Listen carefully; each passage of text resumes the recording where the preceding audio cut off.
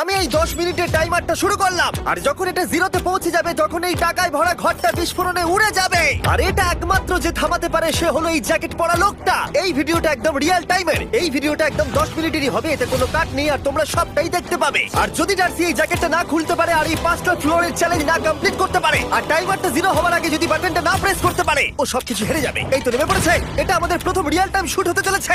আমাদের তাড়াতাড়ি করতে হবে, তাড়াতাড়ি। চলো চলো চলো, এটাকে বন্ধ করতে হবে। দাঁড়াও, ও এত তাড়াতাড়ি জ্যাকেট খুলে বেরোলো কি করে? দেখো সেটা আমি জানি না, কিন্তু এই ফ্লোরটা আরো বেশি কঠিন। ও আরে আস্তে আস্তে।